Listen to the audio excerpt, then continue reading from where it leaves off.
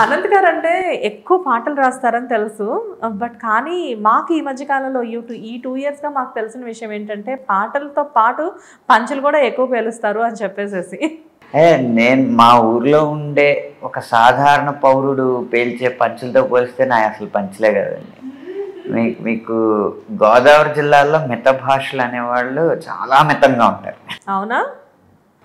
అక్కడ మాటలే మాకు ఒక రకమైన ఆహారం, మాటలే వినోదం, అన్ని మాటలతోనే జరుగుతూ ఉంటాయి. అంటే జనరల్గా ఏంటంటే జడ్జెస్ అంటే చాలా ఎక్కువ మాట్లాడాలి. మిమ్మల్ని ఫస్ట్ ఒక ప్రోగ్రామ్కు హోస్ట్ చేయమని అడిగినప్పుడు మీరు ఏమన్నా అనుకున్నారా? లైక్ అంటే నేను చాలా మిత భాషని కదా, నన్ను హోస్ట్ చేయమంటున్నారేంటి అని చెప్పేసి. నేను మిత భాషనని లోకం అనుకుంది. ఎందుకంటే ఆ వృత్తి అంటే ఇప్పుడు రాయడం అనే వృత్తిలో మాట్లాడడం అనేది ఉండదు కదా.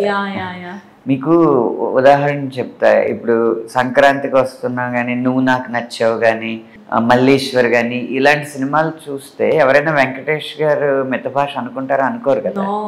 ఎందుకంటే అందులో మొత్తం అంతా డైలాగ్ కామెడీ. ఆ సినిమాల్లో చాలా వరకు డైలాగ్ కామెడీ, సిచ్యువేషనల్ కామెడీ కన్నా డైలాగ్ కామెడీ ఎక్కువ ఉంటుంది. నువ్వు నాకు నచ్చావు మల్లేశ్వర్లా. కానీ వెంకటేష్ గారు చాలా తక్కువ మాట్లాడతారు, చాలా తక్కువ మందితోనే మాట్లాడతారు. మిగతా అంతా ఎక్కువ అంతర్ముఖులై ఉంటారు. ఆ చింతన ఎక్కువ ఉంటుంది అనమాట, ఆధ్యాత్మిక చింతన.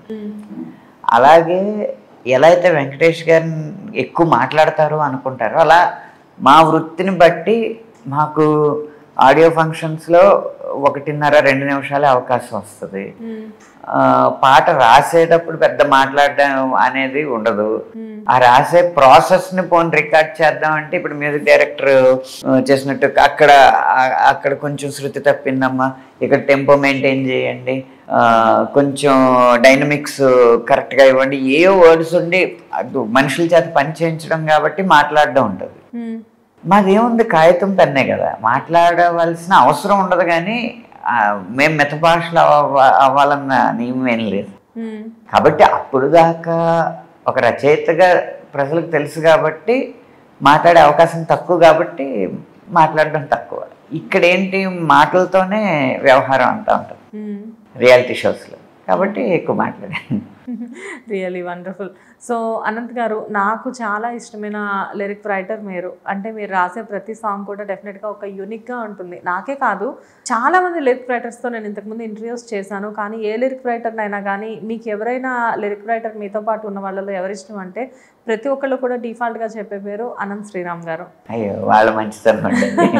ఇప్పుడున్న టాప్ లిరిక్ రైటర్స్ కానివ్వండి, ఇప్పుడు కొత్తగా ఇండస్ట్రీకి వచ్చిన లిరిక్ రైటర్స్ కానీ, ఇప్పుడు ప్రెసెంట్ ట్రెండింగ్లో ఉన్న లిరిక్ రైటర్స్ కానీ, ఎవరైనా కానీ మీ ఇన్స్పిరేషన్ ఎవరు అంటే ఎంతోమంది చెప్పే పేరు మీ పేరు. సో ఒక విచిత్రం ఏంటంటే ఇప్పుడు ట్రెండింగ్లో ఉన్న కాసల్ శ్యామ్ గారు, కేకే గారు, బాలాజీ గారు, వీళ్ళందరూ కూడా వయసులో నాకన్నా పెద్దవాళ్ళు. అనుకోకుండా చాలా చిన్న వయసులో ఎంటర్ అవ్వడం వల్ల, అంటే నేను 19 నుండి 20 జరుగుతున్న సమయంలో వచ్చాను నేను ఇక్కడికి. కెరీర్ పెద్దదే కానీ వయసే అంత కదా. వాళ్ళు మాకు ఇన్స్పిరేషను నా పేరు చెప్తా ఉంటే, అంటే కాసల్ శ్యామ్ గారు వాళ్ళు నాకు సహాధ్యాయులు అనుకోండి. నాకన్నా ఒక 2 సంవత్సరాలు, 1 సంవత్సరం నా వయసుతో సమానంగా ఉన్నవాళ్ళు అలా చెప్తా ఉంటుంటే నాకు ఒక రకమైన బిడియం అనిపిస్తూ ఉంటుంది అనమాట. వాళ్ళ జీవితానుభవమే నా అనుభవం. అంటే ఎంతోమంది ఇన్స్పిరేషన్ ఉంటారు ఇక్కడ. మీ ఇన్స్పిరేషన్ ఎవరు? ఖచ్చితంగా నాకు త్రయం, సిరివెన్నెల సీతారామ శాస్త్రి గారు, వేటూరు సుందరరామమూర్తి గారు, చంద్రబోస్ గారు. ఈ త్రయం ఎప్పుడూ నాకు త్రిమూర్తులు. ఇన్స్పిరేషన్ అనేది తీసుకుంటే మాత్రం వీళ్ళ ముగ్గురిని త్రిమూర్తులుగా తీసుకుంటాను. అందుకేనా వీళ్ళ ముగ్గురు కలిసి రాస్తే ఎంత అద్భుతంగా ఉంటుందో, అనంత్ శ్రీరామ్ గారు ఒక్కళ్ళు రాసినా కానీ అంతే అద్భుతంగా ఉంటుంది.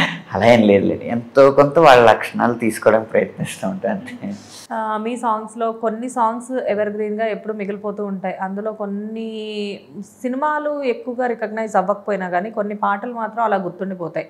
అలా గుర్తుండిపోయే పాటలో తాను నేను సాంగ్ చాలా వండర్ఫుల్ సాంగ్.